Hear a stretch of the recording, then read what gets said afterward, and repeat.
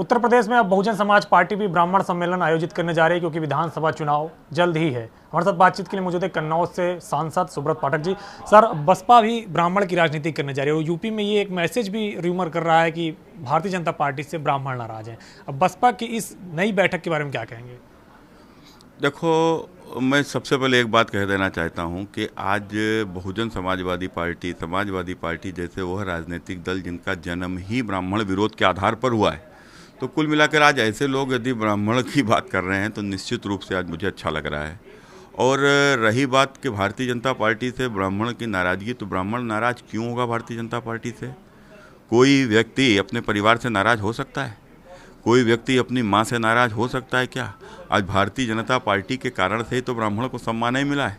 आज ये सारे लोग जो कभी ब्राह्मण को समाप्त कर देना चाहते थे, आज बहुजन समाजवादी पार्टी तिलक तराजू और तलवार, इनके मारो जूते चार, इस नारे के साथ में जिसका गठन हुआ हो। समाजवादी पार्टी जिसने अर्जक संघ की स्थापना की हो, वो अर्जक संघ जो ये कहता हो कि ब्राह्मण और सांप यदि एक साथ दिखाई पड़े तो पहले ब्राह्मण को मार देना वो ज़्यादा खतरनाक है, तो जो बिल्कुल हमारे अस्तित्व को ही समाप्त कर देना चाहते थे। तो ऐसे लोग आज यदि ब्राह्मण की बात कर रहे हैं तो निश्चित रूप से बहुत अच्छा लग रहा है। लेकिन आप बताइए कि बहुजन समाजवादी पार्टी में किसी कोई गरीब ब्राह्मण कभी वहाँ का एमएलए बन सकता है? क्या समाजवादी पार्टी में कोई सामान्य परिवार का एमएलए एमपी कोई बन सकता है? लेकिन भारतीय जनता पार्टी में बन सकता है। मेरा जैसा आपके पास में सैकड़ों उदाहरण मिल जाएंगे। एक साधारण परिवार से निकल कर आया, पिताजी कभी एमएलए छोड़ो किसी गांव के प्रधान भी नहीं रहे, उसके बावजूद भी आकर आज भारतीय जनता पार्टी में सांसद हूं और भारतीय जनता पार्टी उत्तर प्रदेश का महामंत्री हूं। क्या कहीं दूसरी जगह संभव है? आज इस प्रकार से भी सम्मान देने की बात है कि सबसे ज़्यादा हुआ है तो भारतीय जनता पार्टी में हुआ है। आज भारतीय जनता पार्टी की दिल्ली की सरकार है, 10% गरीबों को आरक्षण देने की बात हमने आज एक कानून बनाने का काम किया है। आज जिस प्रकार से आज ब्राह्मणों के साथ में एक अन्याय पिछली सरकारों में आपने देखा कि सामान्य की भर्ती में भी जिस प्रकार से उसके नंबर कोई यदि कोई ब्राह्मण पढ़ा लिखा यदि होता था, मेधावी छात्र होता था, छात्रा होती थी, उसके नंबर कम कर दिए जाते थे सफ़ेदा लगाकर, और दूसरे के नंबर बढ़ाकर अपनी जाति के लोगों को भर्ती करा दिया जाता था। एक लड़की ने किस प्रकार से एक आत्महत्या भी की थी, कितना एक प्रकरण रहा था पिछली सरकार में। तो इस प्रकार की स्थिति थी। तो आज कुल मिलाकर आज उसको न्याय मिल रहा है और उस न्याय के कारण से आज वो व्यापार में भी आगे बढ़ रहा है और आज उसके साथ साथ उसको नौकरी भी मिल रही है, उसके साथ अन्याय नहीं हो रहा है। और सबसे बड़ी बात है कि जो आज ब्राह्मण की बेटी जो लव जिहाद का उत्तर प्रदेश में सबसे बड़ी टारगेट हुआ करती थी, आपने देखा होगा, चाहे लखनऊ का कोई बड़े बड़े स्कूल देख लो, किस प्रकार से वहाँ के ऊपर गुंडे खड़े रहते थे और हमारी लड़कियों का पीछा करते थे, उनको बहलाने फुसलाने की कोशिश करते थे। कितनी ही बेटियां ऐसी थीं जो इन बहकावे में आकर आज कहीं ना कहीं उनका जीवन भी खराब हुआ था।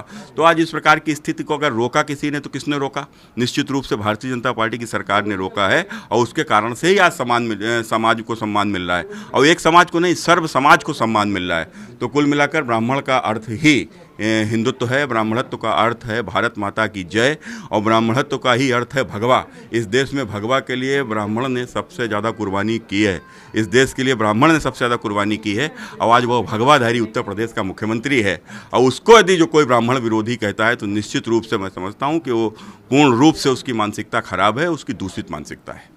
अगर सर बात करें तो 2007 के पहले जब मायावती सत्ता में आई थी 2002 में, तो उन्होंने सोशल इंजीनियरिंग का फार्मूला चला था, ब्राह्मणों को साथ ले आई थी, और इस बार फिर वही कोशिश है। कामयाब हो पाएंगे आपको लगता है? मायावती ने जितने ब्राह्मणों को एमएलए बनाया था उसमें से एक ब्राह्मण मायावती बता दे कि ये ब्राह्मण जो है ये गरीबी रेखा से नीचे निकल कर आया है और या एक सामान्य परिवार से आया है, इसको हमने एमएलए बनाया है। तो एक भी ऐसा व्यक्ति नहीं। क्यों? क्योंकि एमएलए उसी को बनाया जिसने कम से कम 50 लाख रुपया का टिकट खरीदा होगा एमएलए की।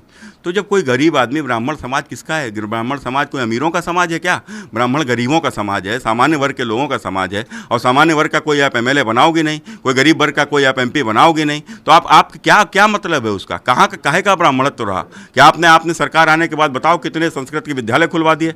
आपने सरकार आने के बाद ऐसा कौन सा काम किया जिससे ब्राह्मणों का भला हो जाए? आपने कोई ऐसा काम किया? सिवाय केवल वह ब्राह्मण जो ब्राह्मणत्व के नाम पर जो माफिया हैं, और उनके ऊपर यदि माफिया होने के नाते यदि उनके ऊपर चोट पड़ती है तो उनको ब्राह्मणत्व तो दिखाई पड़ने लगता है। आज यदि हमारे साथ कोई गलत हो तो समाज के साथ गलत होने लगा। रे जो गलत हो रहा है मेरे साथ हो रहा, समाज को भैया उसमें क्यों जोड़ रहे हो? तो कुल मिलाकर ऐसे लोग हैं जिनका कहीं ना कहीं जिनकी महत्वाकांक्षा पूरी नहीं हुई होगी, एमएलए नहीं बन पाए होंगे, एमपी नहीं बन पाए होंगे, टिकट नहीं मिली होगी, किसी को ठेका नहीं मिला होगा, किसी का ट्रांसफ़र नहीं हुआ होगा, किसी के लड़के की नौकरी नहीं लगी होगी। तो ये हो सकता है वो लोग नाराज़ होंगे, उनको दिखता होगा कि ब्राह्मण नाराज़ है, लेकिन मैं समझता हूँ कि एक आम एक आदमी आदमी, एक गरीब आदमी, एक सामान्य वर्ग का आदमी, एक पढ़ा लिखा नौजवान जो वास्तव में देश के लिए सोचता है, देश को उत्तर प्रदेश के लिए सोचता है, और ऐसा सारा ब्राह्मण आज भारतीय जनता पार्टी के साथ है। मशहूर शायर मुनव्वर राणा, उन्होंने कहा है कि अगर योगी की सरकार वापस आ जाएगी तो उत्तर प्रदेश छोड़ देंगे। ये इस ऐसे लोगों की शकल से भी घृणा आती है, और निश्चित रूप से तो उत्तर प्रदेश के तो देश छोड़ के चले जाएं तो इस देश से साला कलंक समाप्त हो। एक आखिरी सवाल है, विपक्ष आरोप लगा रहा है कि केंद्र सरकार ने उन लोगों के फ़ोन टैप करवाए हैं जिसमें कई नामचीन पत्रकार हैं, कई नामचीन नेता हैं। देखो, स्वाभाविक है कि फ़ोन टैप अगर किसी का हो रहा होगा तो उसको दर्द हो रहा होगा। तो दर्द क्यों हो रहा होगा? गलत काम कर रहा होगा तो ही तो दर्द हो रहा होगा। अरे मेरा फ़ोन कोई टैप करे, मुझे कोई फ़र्क नहीं पड़ता। अब कोई किसी का फ़ोन अगर कोई आतंकवादी से लिप्त है, यदि उससे वार्ता करेगा, उसका फ़ोन टैप हो रहा है तो क्यों पेट में दर्द हो रहा है? उसका फ़ोन तो टैप होना ही चाहिए।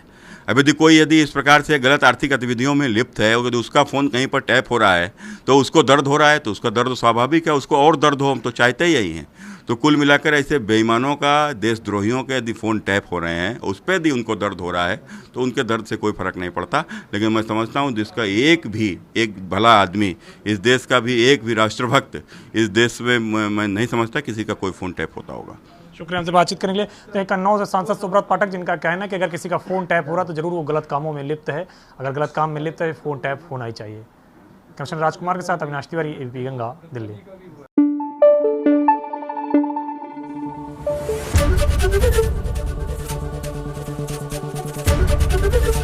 एबीपी गंगा, खबर आपकी, जुबान आपकी।